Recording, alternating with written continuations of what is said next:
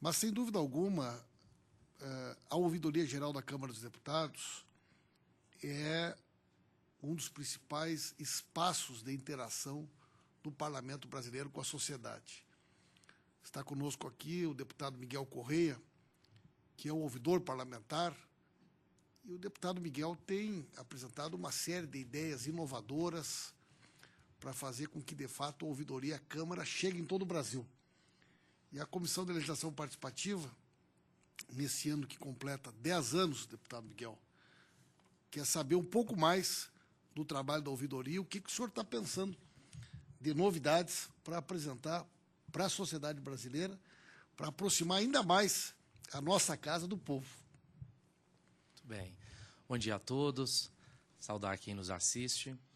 Deputado Paulo Pimenta, Getsemane, pela exposição. Na verdade, quando assumi a ouvidoria, o principal motivo e motivador, o tema motivador, era fazer com que a participação popular tivesse acesso pelas pessoas via redes sociais, mas também que elas entendessem que agora era um momento de se mudar a concepção a partir dessa intervenção. Eu acho interessantíssimo esse caso que o Getsemane cita, que a pessoa envia um e-mail, discute sobre um tema que o Congresso debate, um dos temas mais debatidos no Congresso, e em 15 dias ela está aqui podendo opinar presencialmente e trazer a sua contribuição ao relator e ao debate do tema que está sendo proposto. Agora, o efeito, e aí a ideia de mudança um pouco dos raios de ação da ouvidoria tem a ver com isso, é que esse efeito fosse difundido, que as pessoas compreendessem que, a partir da interferência dela, do desejo dela, realmente a opinião dela terá efeito, valor e influenciado nos temas de discussão aqui no Congresso Nacional. Então, eu uso esse fato que você trouxe para exemplificar, era o maior motor de motivação para tentar alterar e fazer com que os processos chegados à ouvidoria tivessem reflexos e influências nas decisões dos relatores e dos autores dos projetos. Então, o primeiro objetivo era entender um pouco o funcionamento da ouvidoria. E aí eu queria explicar rapidamente que assim, o principal papel da ouvidoria era passivo. Um sistema muito bem organizado. O deputado Paulo Pimenta, a ouvidoria também completa 10 anos, então tem uma similaridade muito profunda com a Comissão de Legislação Participativa. Apesar da Comissão Participativa atuar proativamente nessa discussão e nesse debate. E a ouvidoria usou esse tempo para se organizar internamente, criou um grande programa que é o CIS Ouvidor, onde ela recebe toda a orientação, todas as influências e as abordagens desse cidadão e, a partir disso, procura canalizá-lo para o canal adequado, mas também fazer com que ele acompanhe os andamentos da sua opinião e do projeto que ele tem interesse.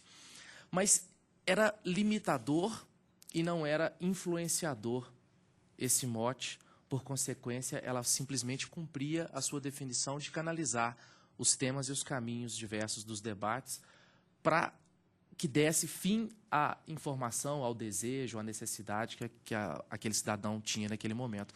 Também entendendo que realmente precisa a sua informação também, você pode incluir a ouvidoria nos seus dados, que a participação é feita exclusivamente por interesse. Então, dentro do tema de interesse, há a diversidade completa dos públicos, mas a mobilização sempre tem a ver com o tema de interesse.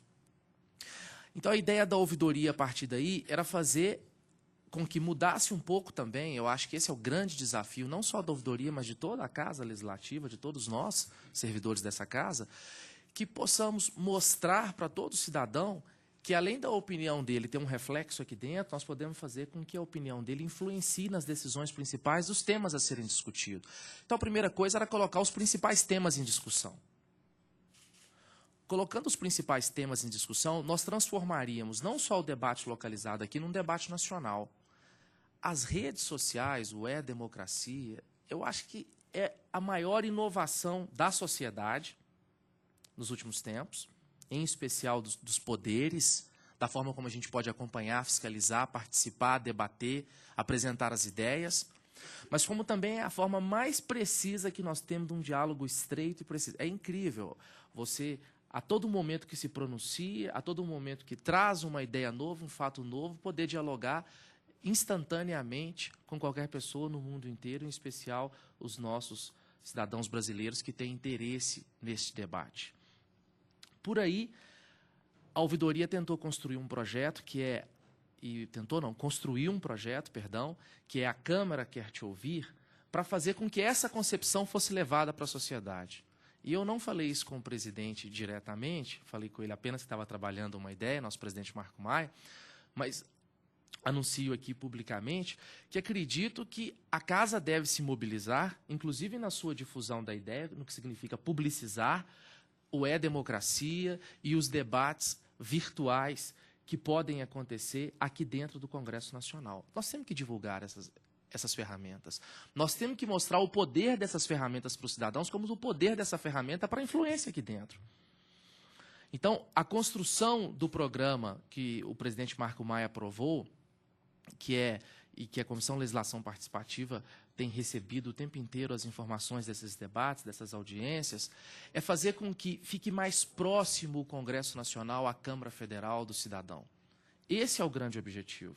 Então, no programa A Câmara Quer Te Ouvir, é sair daqui do Congresso, em primeiro lugar, porque nós sabemos que as pessoas que venham participar aqui, os organismos, as entidades, as ONGs que venham discutir aqui dentro, óbvio, estão no setor de organização muito aprofundado.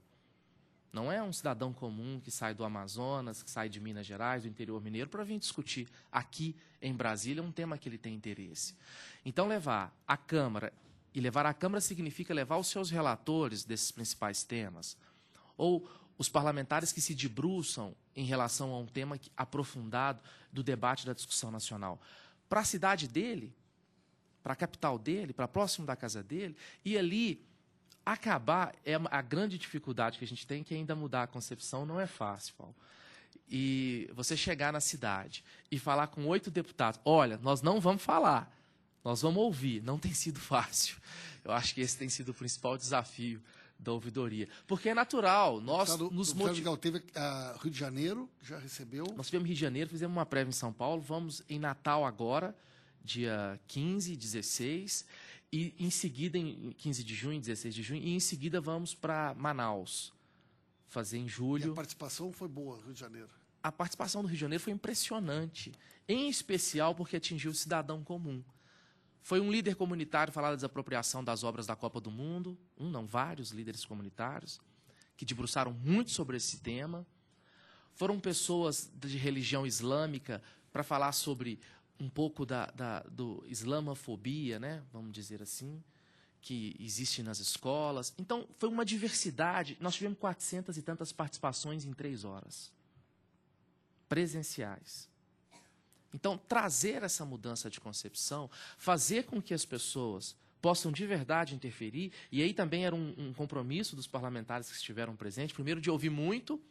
Eu falei, no mínimo, nós teremos que falar 5 a 10 minutos e ouvir 2 a 3 horas. É um compromisso que eu firmei com todos os parlamentares antes da audiência. E depois, fazer com que as opiniões tenham reflexo e eco aqui dentro do Congresso, que eu acho que esse é o principal ponto. Fazer com que essas pessoas acompanhem essas decisões também. Então, isso provocou diversos requerimentos. Nós produzimos um grande relatório que encaminhamos a vários setores da Casa, inclusive ao presidente Paulo Pimenta, da Comissão de Legislação Participativa, que tem coordenado esse projeto em conjunto com a Democracia.